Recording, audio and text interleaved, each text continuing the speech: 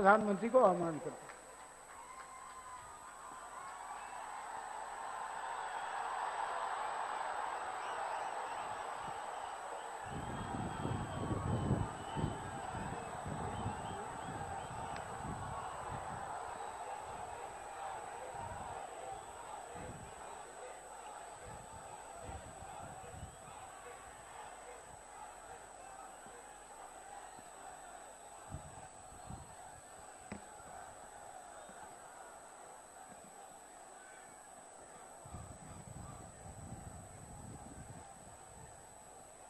मंच पर विराजमान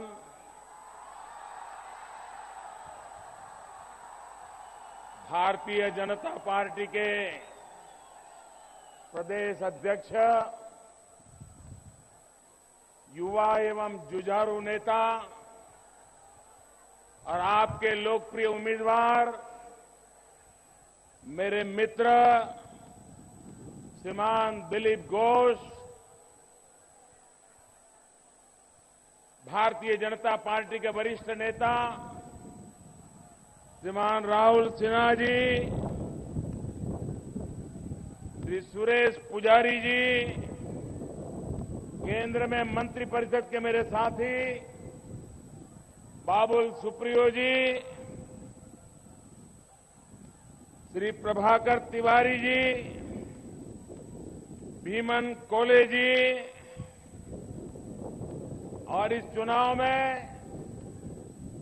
भारतीय जनता पार्टी के सारे उम्मीदवार श्री शक्ति नायक डांटन से, श्री बोकुल मुर्मू नयाग्राम से, श्री सुशील घोष गोपीबल्लभपुर से, अजय कुमार सेन झारग्राम से, विनोद बिहारी मुर्मू केशियारी से, कृष्णपद राय नारायणगढ़ से, काशीनाथ बोस सावंग से, श्रीमंत्री अंतरा भट्टाचार्य पिंगला से, श्री गौतम भट्टाचार्य खड़गपुर से, सुकुमार भूनिया देवरा से, दीपक प्रामाणिक दासपुर से, श्रीमती अंजुश्री डोलोई घाटल से, श्री बिलास डोभाई चंद्रकोना से, श्री प्रदीप लोधा गढ़बेटा से, श्री दीपक पात्रा केशपुर से, श्री तुषार मुखर्जी मेघनीपुर से, मुरारी मोहन बास्के बिनपुर से और विशाल संख्या में पधारे हुए मेरे प्यारे भाइयों और बहनों,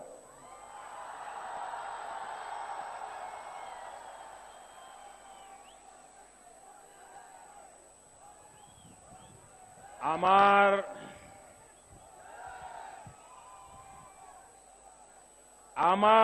প্রিয় ভাই এবং বোনেরা,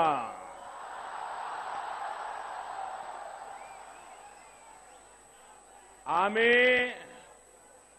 প্রথমবার খড়গপুর এসেছি।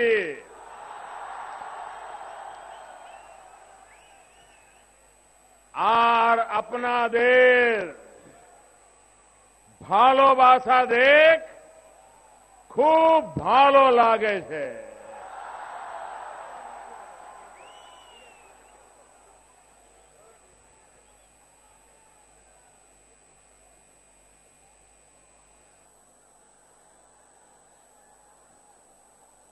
पश्चिम बंगाल के चुनाव मैदान में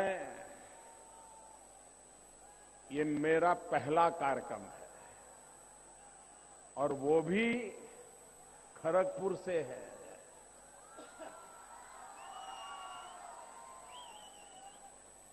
और खड़ग का क्या महात्म्य होता है हम जानते हैं।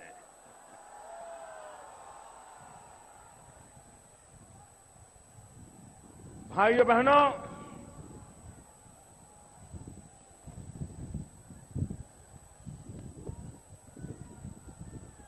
वो भी एक जमाना था जब अंग्रेज लोग भी कोलकाता आने के लिए लालायित हो गए थे। वो भी एक वक्त था जब बंगाल जो सोचता था हिंदुस्तान को उस कदमों निशान पे चलना पड़ता था। वो भी एक वक्त था जब बंगाल पूरे हिंदुस्तान को ताकत देता था, पूरे हिंदुस्तान को चलाता था।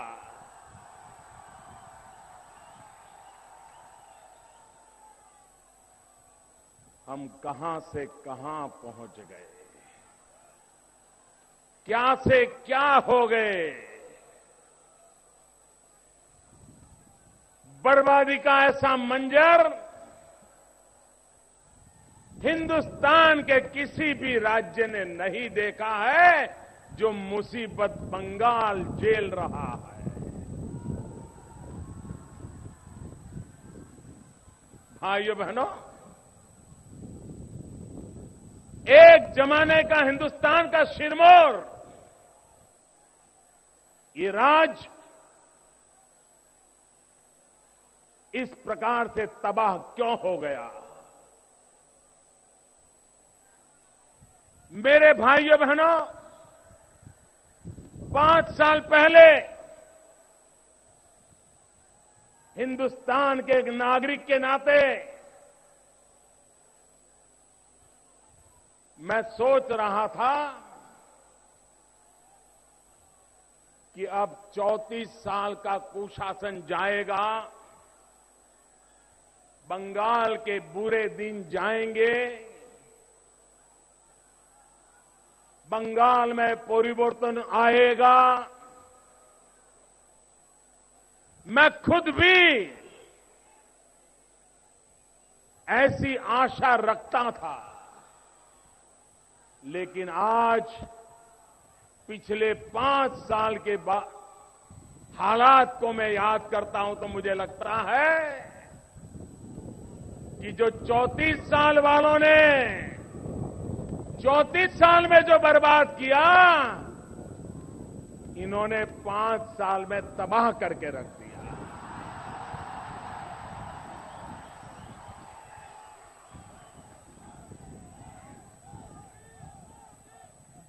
चौंतीस साल की बर्बादी से बंगाल की विकास यात्रा को गंभीर नुकसान हुआ। बंगाल बर्बाद हो गया, बंगाल खड्डे में जाकर के गिरा। लेकिन 5 साल में बंगाल के आम इंसान के मन को तोड़ दिया, उसको निराश कर दिया। कभी कभार रास्ता टूटता है तो रिपेयर हो सकता है, इमारत टूटे तो रिपेयर हो सकती है, सरकार के किसी काम में गिरावट आए तो ठीक हो सकती है, लेकिन अगर लोगों की जिगर खत्म हो जाए, मन टूट जाए, तो उसको खड़ा करना बड़ा मुश्किल हो जाता है। ये मां, माटी और मानुष, ये मां, माटी और मानुष की बातें करने वालों ने हर बंगाली के मन को तोड़ दिया है, उसके सपनों को चूर चूर कर दिया है। और इसलिए मेरे भाइयों बहनों, दोनों तरफ आपके लिए बर्बादी का मंजर ही मंजर है। लोगों को लगता होगा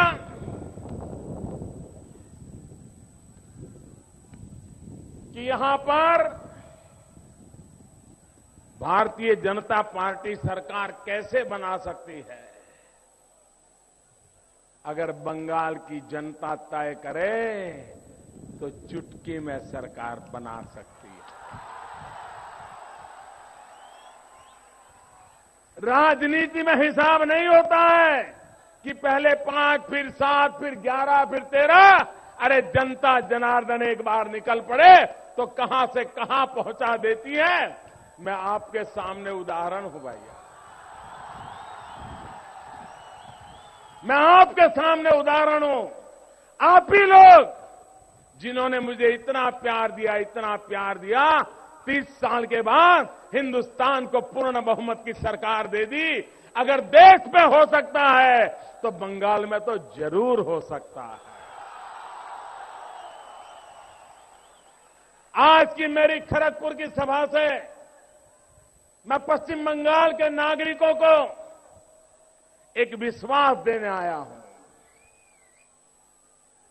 आपके करीब करीब 40 साल बर्बाद हो गए। मुझे मौका दो।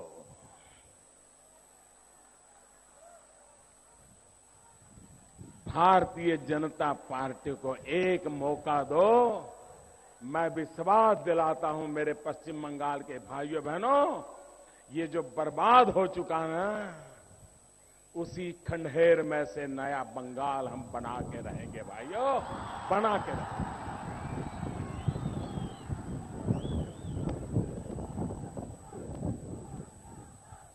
मैं निराश होने वालों में से नहीं हूं, मैं परेशान होने वालों में से नहीं हूं। मैं एक आशा और विश्वास के साथ परिस्थितियों को पलटने के लिए काम करने वाला इंसान हूं और इस मुझे बंगाल को बदलना है, बंगाल को नई ऊंचाइयों पर ले जाना है। और इसलिए भाइयों बहनों, ये चुनाव उम्मीदवार को आप जानते हैं कि नहीं जानते हैं, पहले कभी मिले थे कि नहीं मिले थे, आपकी बिरादरी का है या नहीं है, 5 साल के लिए सब भूल जाइए। सिर्फ बंगाल की भलाई का विचार कीजिए और पूरी ताकत के साथ भारतीय जनता पार्टी को विजयी बनाइए। इन सारे मेरे उम्मीदवारों को विजयी बनाइए और आप देखिए बंगाल बदलता है कि नहीं बदलता है।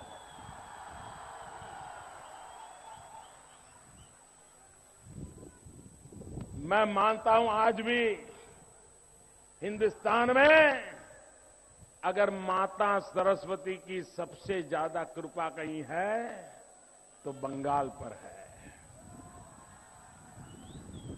ज्ञान, बुद्धि,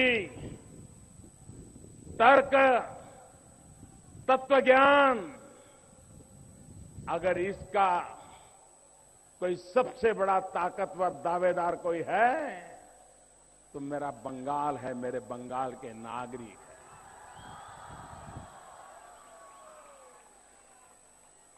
कोई भी बंगाली की बुद्धि की चुनौती नहीं कर सकता है, और अगर वो चुनौती करता है तो वो बंगाली का अपमान करता है, अपमान करता है भाई।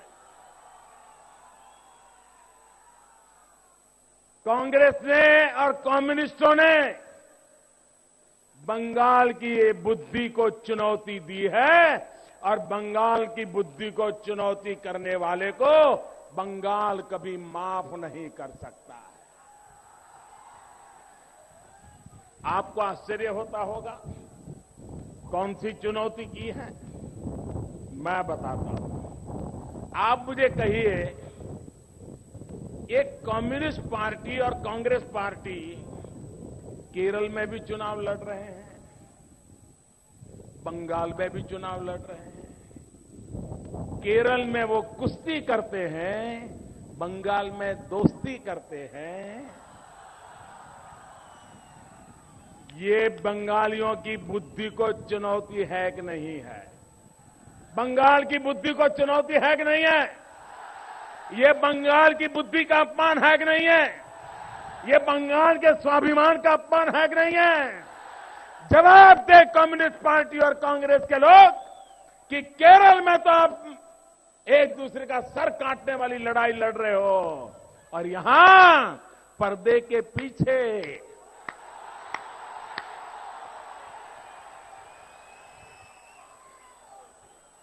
ये बंगाल की बुद्धि का अपमान है, बंगाल के भद्र मानुष का अपमान है। अरे कांग्रेस में और लेफ्ट में दम होना चाहिए था को खुल करके स्वीकार करें कि हम अवसरवादी है, हम कुर्सी के लिए लालायित है और इसलिए हम कुर्सी का खेल खेल रहे। हमें बंगाल से लेना देना नहीं, हमें केरल से लेना देना नहीं, हमें तो हमारी कुर्सी से लेना देना है। ये जरा घोषित कर दो। और दीदी को भी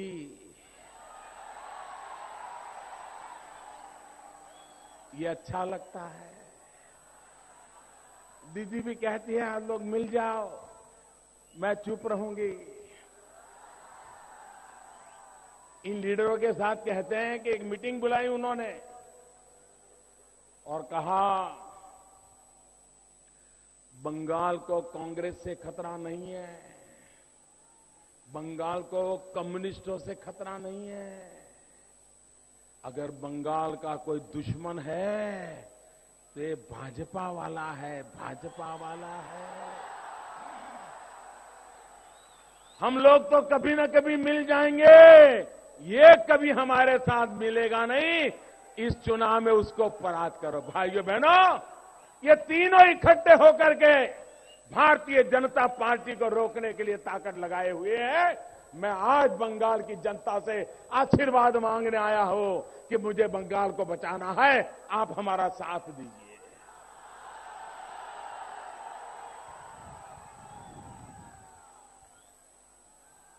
और आप देखिए एक बार, बंगाल की विधानसभा में हम पहुंचे नहीं कि इनकी परेशानी बढ़ी नहीं। आप देख लेना, आज तो इनकी मिली भगत है, कोई किसी को कुछ कहता ही नहीं है। चल रहा है 5 साल से। ये लेफ्ट वालों ने, कांग्रेस वालों ने दीदी के खिलाफ कोई आंदोलन किया क्या? सब मिले हुए हैं। एक अकेली भारतीय जनता पार्टी पिछले 5 साल में भारतीय जनता पार्टी के कार्यकर्ताओं को जिस प्रकार से मारा गया, लहूलुहान कर दिया गया, जेलों में बंद कर दिया गया, यही बताता है कि अगर इन लोगों को डर है तो ये ईमानदारी का डर है, सात्विक ताकत का डर है, बंगाल के समर्पित नौजवान लोगों का डर है उनको। और इसलिए भाइयों बहनों, मैं आपसे आग्रह करने आया हूं कि हमें बंगाल को बचाना है। भाइयों बहनों, एक जमाना था जब बंगाल उद्योगों की राजधानी हुआ करती थी। हर प्रकार के उद्योग यहां होते थे। आज क्या हुआ? लेफ्ट ने उसकी कमर तोड़ दी, इन्होंने इसको कब्रिस्तान में डाल दिया। भाइयों बहनों, ये बर्बादी कभी भी बंगाल के नौजवानों का भविष्य का भला नहीं कर सकती। भाइयों बहनों, मैं बंगाल के नौजवानों को पूछना चाहता हूं, आपके लिए बंगाल में रोजगार के अवसर है क्या? जरा पूरी ताकत से बताइए, रोजगार के कोई अवसर है क्या? आप अगर सोचे कि यहां रोजी रोटी कमाएंगे, बूढ़े मां बाप की सेवा करेंगे, ये बंगाल में आज संभव है क्या? और बंगाल छोड़ करके जाने के लिए मजबूर करना पड़े, कौन जिम्मेवार है आपकी इस मुसीबतों के लिए? आपके भविष्य को जिन्होंने तबाह कर दिया, क्या फिर से उनको ले आओगे? मैं बंगाल के नागरिकों से कहता हूं, इस बार ताकत दिखाइए, मुड़ करके देखिए मत। और मैं तो आज पहली चुनाव सभा में आया हूं। मैं लोकसभा में भी बंगाल में प्रवास किया था, पिछली विधानसभा में भी गुजरात के मुख्यमंत्री के नाते मैं दौरा किया था। लेकिन मैंने ऐसा नजारा कभी नहीं देखा था। मैं हेलीकॉप्टर से यहां आया, रास्ते की दोनों तरफ ह्यूमन चेन नहीं, ह्यूमन वॉल था, ह्यूमन वॉल। इतना प्यार लोग बरसा रहे थे और मुझे धनक हो गई भाइयों। अब बंगाल ने भाजपा को स्वीकार करने का मूड बना दिया। लोगों ने तय कर लिया है, इन लोगों से अगर आज कोई अच्छा है, अकेली भारतीय जनता पार्टी है। भाइयों बहनों,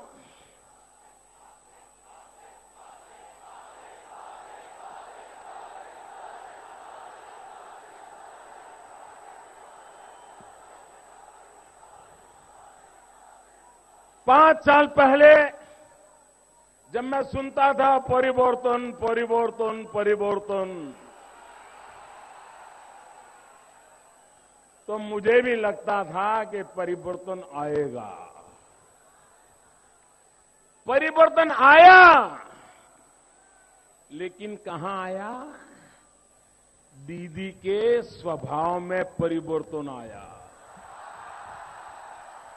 दीदी के इरादों में परिवर्तन आया, दीदी की कार्यशैली में परिवर्तन आया। बंगाल में परिवर्तन नहीं आया। विपक्ष में सड़कों पर लड़ाई लड़ने वाली ममता दीदी, उसमें ऐसा परिवर्तन आया कि वो एक प्रकार से शहंशाह बनी गई और उसको किसी की परवाह नहीं है। ये लोकतंत्र में परिवर्तन नहीं चाहिए। और इसलिए भाइयों बहनों, मैं आज आपके बीच आग्रह करने आया हूं, क्या आपने भ्रष्टाचार करने के लिए ये सरकार बनाई थी? जरा पूरी ताकत से बताइए, भ्रष्टाचार करने के लिए बनाई थी? भ्रष्टाचार करने के लिए सरकार बनाई थी। पहले शारदा, अब नारदा। पहले शारदा, शारदा से नारदा तक पूरी की पूरी लीडरशिप कैमरा के सामने। अगला हफ्ता कब दोगे?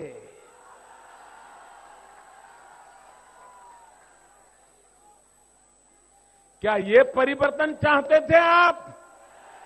ये परिवर्तन चाहिए? ये कैमरा के सामने नोटों के ढेर दिए जा रहे हैं, ये पैसे किसके हैं? ये पैसे किसके हैं? ये आपके पैसे हैं, जनता जनार्दन के पैसे, आपकी मालिकी के पैसे हैं। इसे लूट लिया गया है और बांट जा रहा है। भाइयों, हम भी तो दिल्ली में बैठे हैं, 2 साल होने को आएंगे। एक दाग लगा है क्या? एक दाग लगा है क्या? कहीं से 1 रुपये की खबर आई है क्या? अरे भूखा रहना पसंद करेंगे, लेकिन जनता की जेब में से 1 रुपया चोरी नहीं करेंगे। भाइयों,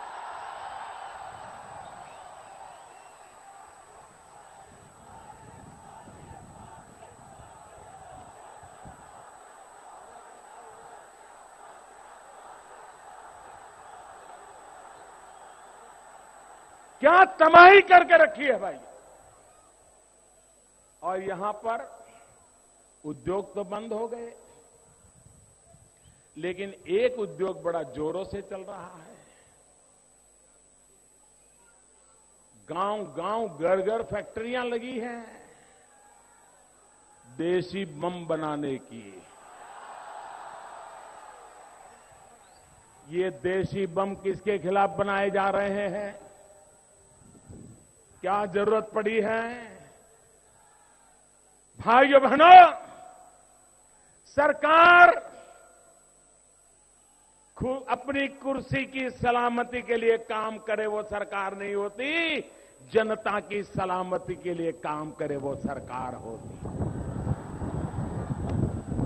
आप बम बनाओ, आप धमाके करो, आप निर्दोषों को मारो, आप बहन बेटियों को किडनैप करके ले जाओ, जो करना है करो, लेकिन बटन मेरा दबा देना।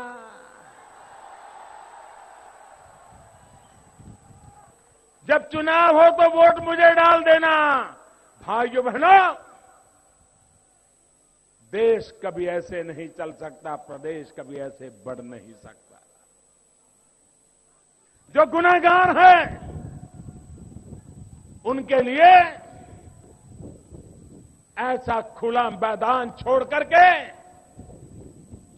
चुनाव तो जीते जा सकते हैं, लेकिन जनता जनार्दन के दिल नहीं जीते जा सकते भाइयों, नहीं।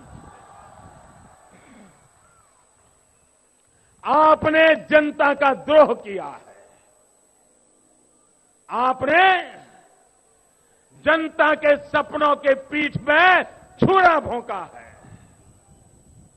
और इसलिए भाइयों बहनों, ये चुनाव ऐसा है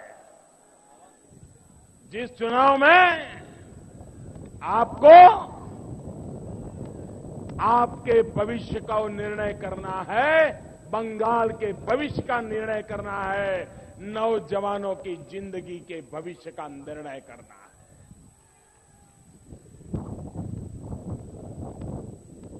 हम चारों तरफ देश में उद्योग लगे, देश में कृषि अच्छी हो इसकी चिंता कर रहे हैं, प्रधानमंत्री जनधन अकाउंट खोलने के लिए काम कर रहे हैं। यहां की सरकार उसमें भी रुकावटें डाल रही है। मैं तो हैरान हूं, हम गरीबों को सस्ते में चावल देते हैं,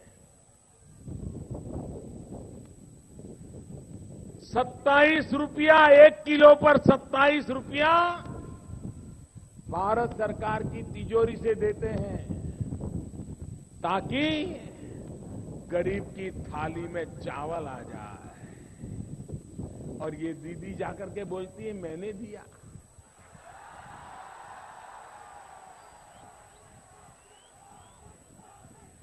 दिल्ली के खजाने से 1 किलो पर 27 रुपया गरीब की थाली में चावल के लिए डाला जाता है, तब जाकर के गरीब को सस्ते में चावल मुहैया होता है। और ये काम दिल्ली में आपने जिस प्रधान सेवक को बिठाया है, वो प्रधान सेवक की सरकार कर रही है। भाइयों बहनों, मैं सोच रहा था, जिन्होंने 34 साल बंगाल को बर्बाद किया, जिन्होंने 5 साल में उसको तबाह कर दिया, क्या हाल किया। जब लेफ्ट वालों ने सरकार गई तो ट्रांसपोर्ट में रैंक था 7 नंबर का बंगाल का।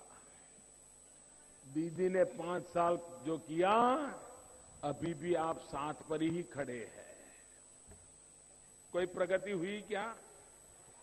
एजुकेशन, जब लेफ्ट वाले गए तब बंगाल 12 नंबर पे खड़ा था, आज 5 साल के बाद भी 12 नंबर पे खड़ा है। कोई लाभ हुआ क्या? हेल्थ, आरोग्य में जब लेफ्ट वाले गए तो 11 नंबर पे खड़े थे, आज खसते खसते कहां पहुंचे? 11 से 10 हो पाए, उससे ज्यादा सुधार नहीं कर पाए। पावर में, बिजली में आप देश में 18 नंबर पर।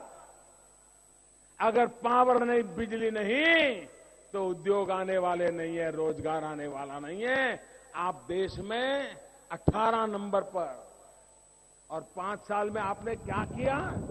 18 से 17 पर ले आए। भाइयों बहनों, आईसीटी रैंक 14 था, 5 साल में 13 हुआ।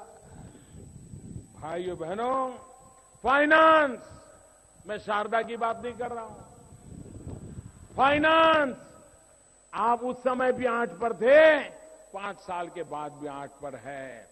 हिसाब लगा के देखिए, कोई परिवर्तन नहीं आया, कोई बदलाव नहीं हुआ। अगर हुआ तो बम बनाने के कारखाने नए खुल गए, लोगों को मौत के घाट उतारने के कारनामे होते गए। और यहां की सरकार इसको बुरा मानती ही नहीं है। ऐसी कैसी सरकार कि जो इतने बड़े खतरे को खतरा न माने, आपकी जिंदगी का क्या होगा इसका आप अंदाज कर सकते। मेरे भाइयों बहनों, क्या आपको ऐसे बेसहारा छोड़ा जा सकता है? आपको ऐसे बर्बाद होने दिया जा सकता है? और इसलिए भाइयों बहनों, मैं आया हूं आज, हमारा एक ही मंत्र है भाइयों, एक ही मंत्र है। मेरा एक 3 पॉइंट का एजेंडा है, उसी को मुझे लागू करना है। 3 पॉइंट का मेरा एजेंडा है। एजेंडा नंबर 1, विकास। मेरा एजेंडा नंबर 1 है विकास। एजेंडा नंबर 2 है तेज गति से विकास। और एजेंडा नंबर 3 है चारों तरफ विकास। हमारी सारी समस्याओं का समाधान विकास में है भाई। सारी समस्याओं का समाधान विकास में है। कौन कहता है भ्रष्टाचार नहीं रुक सकता? भाइयों बहनों, पिछली दिल्ली की सरकार, कोयले में उसके हाथ काले हो गए, कोयले में से ही नोटें निकाली। बोलो कैसे जादूगर है ये लोग, कोयले में से भी नोटें निकाली। और सीएजी ने कह दिया 1,80,000 करोड़ का घोटाला हुआ।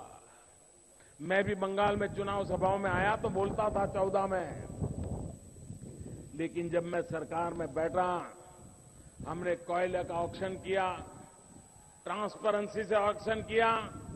पर्दे पर सारे पत्रकार बैठ करके देख रहे थे कैसे ऑक्शन हो रहा है, और लाखों करोड़ों रुपए हिंदुस्तान की तिजोरी में आ गए। कोयला गया, लेकिन 1 रुपये के भ्रष्टाचार का आरोप नहीं लगा। भाइयों बहनों,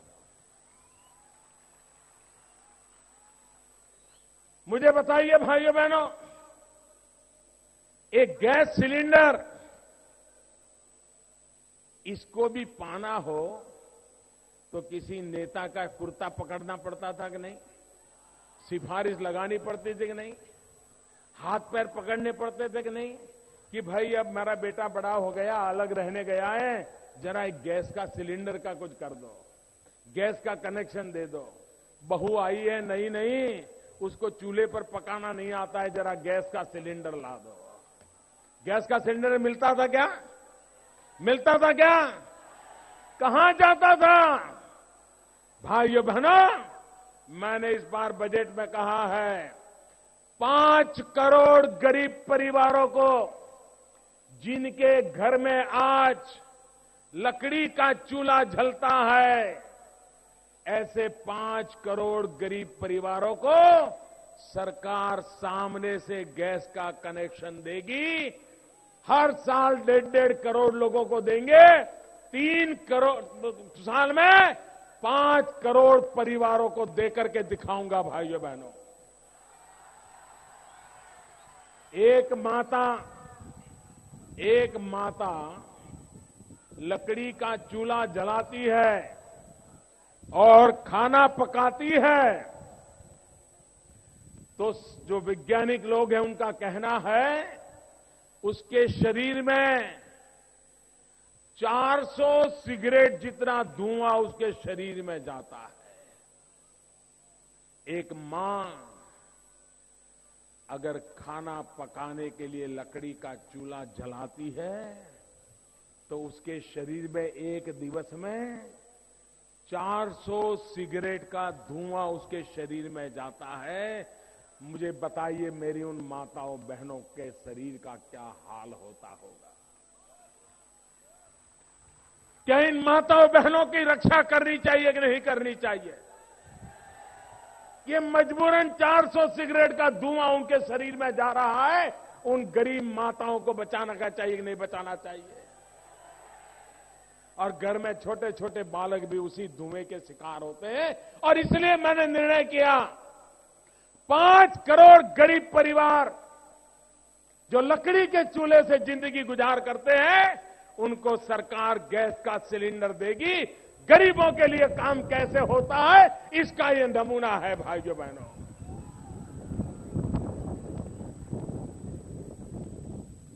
अभी हमने प्रधानमंत्री मुद्रा योजना चलाई।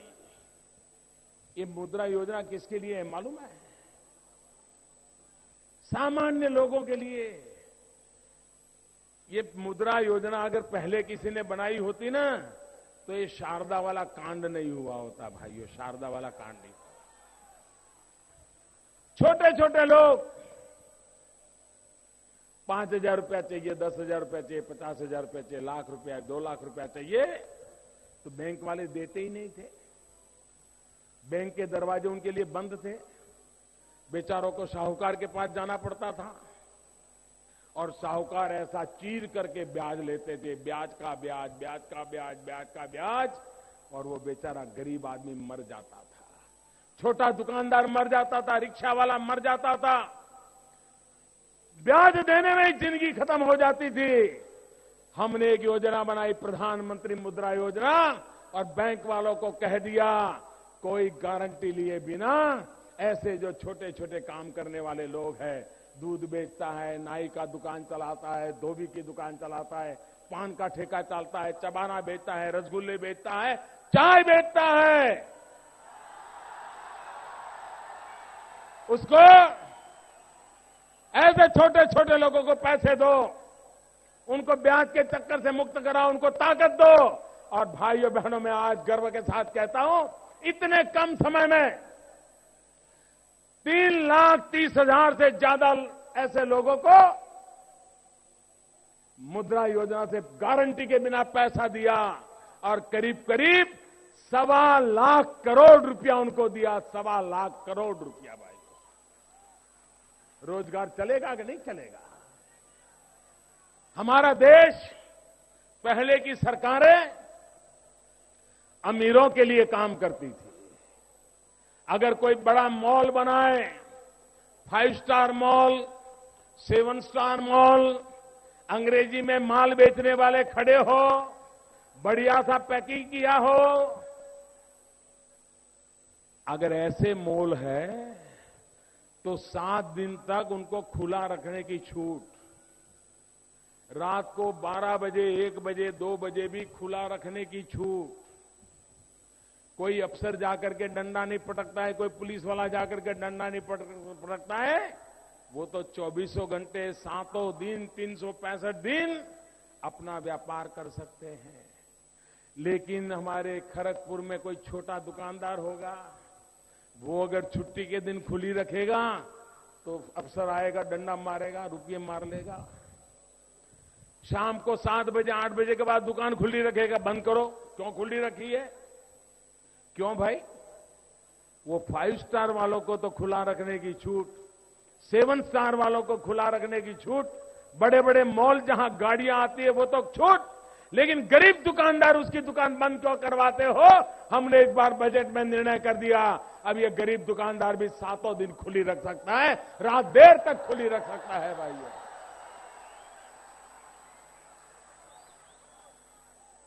हम गरीबों के लिए काम करने वाली सरकार है, गरीबों का भलाई करने वाली सरकार है। हमारे किसान,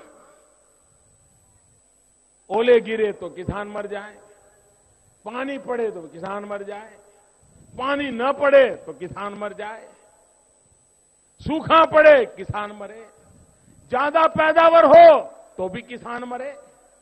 भाइयों बहनों, किसान को सुरक्षा देने के लिए हम ऐसी एक प्रधानमंत्री फसल बीमा योजना लाए हैं कि जिसके कारण अब किसानों को किसी भी संकट का सामना करने की ताकत मिल जाएगी। पहली बार हिंदुस्तान के किसानों के कल्याण का काम किसी ने किया है तो दिल्ली में आपकी ये सरकार ने किया है। भाइयों बहनों,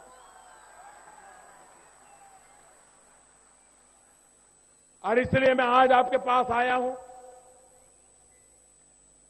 हिंदुस्तान का अगर भला करना है, मैं साफ इस बात को समझता हूं,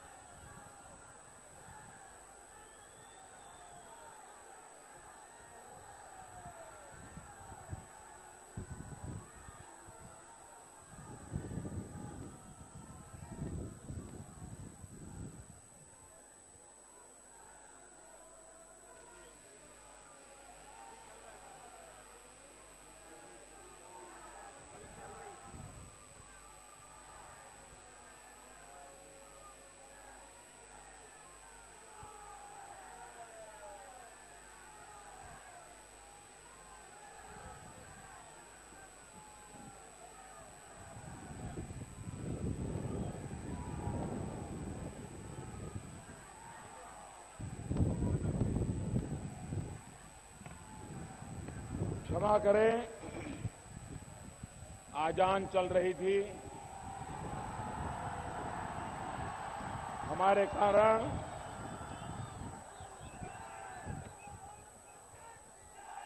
किसी की पूजा प्रार्थना में तकलीफ नहीं होनी चाहिए और इसलिए मैं कुछ पल विराम ले लिया। मेरे प्यारे भाइयों बहनों, हम विकास की नई ऊंचाइयों पर जाना चाहते हैं। आज पूरे विश्व में एक बात निश्चित हो गई है, पूरी दुनिया में अगर तेज गति से चलने वाली इकोनॉमी किसी देश की है, उस देश का नाम हिंदुस्तान है। मेरे भाइयों बहनों, आज भारत विकास की नई ऊंचाइयों को छू रहा है, लेकिन उसका लाभ बंगाल को अगर लेना है तो ये दो सरकारें कभी नहीं ले पाएंगी, क्योंकि उनके इरादे ठीक नहीं है, उनके मकसद ठीक नहीं है और वो मिलकर के एक ही काम लेकर के चल पड़े हैं। कुछ भी करो, भारतीय जनता पार्टी को पराजित करो। भाइयों बहनों, मैं साफ देख रहा हूं, अगर हिंदुस्तान का विकास करना है, आप देख लीजिए, जहां जहां भारतीय जनता पार्टी को सरकार बनाने का अवसर मिला है, उन राज्यों का हाल देख लीजिए। आप देखिए, कर्नाटक में हमने एक सरकार बनाई थी, हमने गोवा में सरकार चलाई है, महाराष्ट्र में हमारी सरकार चल रही है, गुजरात में सरकार चल रही है, मध्य प्रदेश में चल रही है, छत्तीसगढ़, झारखंड, राजस्थान, हरियाणा, इन सारे राज्यों में आप विकास के आंकड़े देख लीजिए और जहां भाजपा की सरकारें नहीं है, उन राज्यों की दुर्दशा देख लीजिए। भाई, हमने अपने काम से सिद्ध कर दिया है कि जहां जहां भाजपा को सरकार बनाने का मौका मिला है, उन राज्यों को हमने एक नई ऊंचाइयों पर लाकर के खड़ा कर दिया है। जो राज्य बीमारू गिने जाते थे, वो राज्य भाजपा के हाथ में आए, मध्य प्रदेश हो, राजस्थान हो, हमने उस बीमारू का कलंक मिटा दिया। भाइयों बहनों, और इसलिए मैं कहना चाहता हूं कि बंगाल को मुसीबतों से निकालना है तो भारतीय जनता पार्टी का विकास का मॉडल ही काम आने वाला है, और हिंदुस्तान को आगे ले जाना है तो भारत का पश्चिमी किनारे का विकास होने से काम चलने वाला नहीं है। कर्नाटक हो, महाराष्ट्र हो, गोवा हो, गुजरात हो, राजस्थान हो, हरियाणा हो, पंजाब हो, ये पूरा बेल्ट का विकास हो, और पूरब में पूर्वी उत्तर प्रदेश, पश्चिम बंगाल, बिहार, आसाम, नॉर्थ ईस्ट, उड़ीसा, ये राज्यों का अगर विकास नहीं होगा तो हिंदुस्तान का विकास अधूरा रहेगा। और इसलिए भारत के सर्वांगीण विकास के लिए भारत के पूर्वी छोर का विकास, ये मेरा सपना है। उस सपने को पूरा करने के लिए भारतीय जनता पार्टी को अवसर दो। हम बंगाल को कहां से कहां पहुंचा देंगे, आसाम को कहां से कहां पहुंचा देंगे, आप हमें सेवा करने का मौका दो। इतनी बड़ी तादाद में आप आए, मुझे प्यार दिया, मैं आपका बहुत बहुत आभारी हूं। मेरे साथ पूरी ताकत से बोलिए, भारत माता की, भारत माता की, भारत माता की। बहुत बहुत धन्यवाद।